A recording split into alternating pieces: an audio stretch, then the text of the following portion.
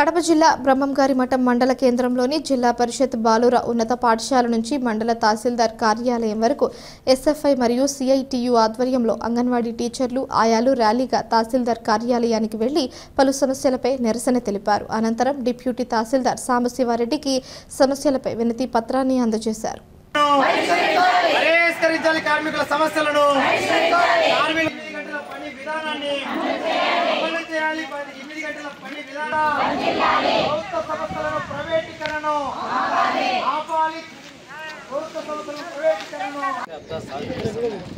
అందులో భాగంగా ఈరోజు బ్రహ్మంగారిమఠంలో ప్రజా సంఘాలతో అందరూ కలుపుకొని కార్మిక సంఘాలతో కలుపుకొని ఈరోజు ఈ యొక్క ఆందోళన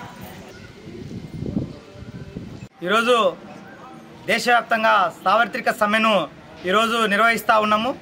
ఈరోజు ఈ దేశంలో ఉన్నటువంటి కార్మిక సంఘాలందరూ కూడా ఐక్యం చేసి దేశవ్యాప్తంగా అన్ని ప్రాంతాల్లో అన్ని నియోజకవర్గ కేంద్రాల్లో రాష్ట్రాల కేంద్రాల్లో ఈరోజు సమ్మె జరుగుతున్నటువంటి పరిస్థితి ఉంది. ఇది ముఖ్య ఉద్దేశం ఈరోజు కార్మికుల పైన 10 గంటలు ఏదైతే 8 గంటలు ఉన్నటువంటి 12 గంటల భారాన్ని ఈరోజు 10 గంటలు పెంచాలని చెప్పి చేస్తూ ఉంది. ఈరోజు కార్మికులు అప్పుడున్నటువంటి పరిస్థితుల్లో పెద్ద ఎత్తున ఆందోళన చేస్తే అనేక చట్టాలు తీసుకొచ్చి ఈరోజు అమలు పరుస్తూ ఉంటే ఈరోజు బీజేపీ సర్కార్ ఈరోజు ఉన్నటువంటి పని విధానాన్ని ఈరోజు 10 గంటలు పెట్టాలని చెప్పేసి ఈరోజు తీసుకొచ్చున్నటువంటి పరిస్థితి కనిపిస్తూ ఉంది. 4 లేబర్ కోడ్లను తీసుకొచ్చి ఈరోజు కార్మికుల పైన భారాన్ని మోపుతా ఉంది.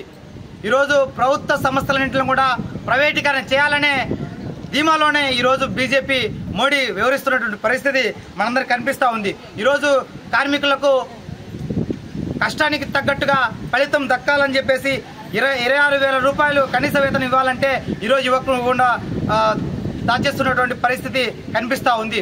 ఈరోజు అంగన్వాడీ సమస్య పరిష్కారం కోసం దాదాపు 46 రోజుల పాటు సమ్మెను నిర్వహిస్తే ఆ సమ్మెలో వైసీపీ ప్రభుత్వంలో టీడీపీ వాళ్ళు వచ్చి మేము సమస్య పరిష్కరిస్తాం అని చెప్పి హామీలు అయితే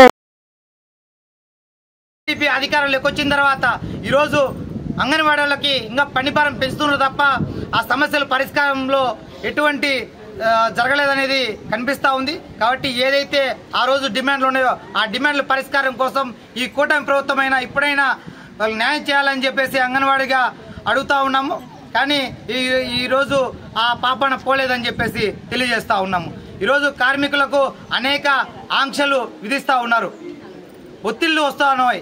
ఈరోజు అంగన్వాడీల పైన ఉన్నటువంటి నాయకులు ఒత్తిళ్లు చాలా వరకు వస్తూ ఉన్నాయి. కాబట్టి ఎంత కూడా ప్రభుత్వము దృష్టిలో పెట్టుకోవాలని చెప్పేసి తెలియజేస్తూ ఉన్నాము.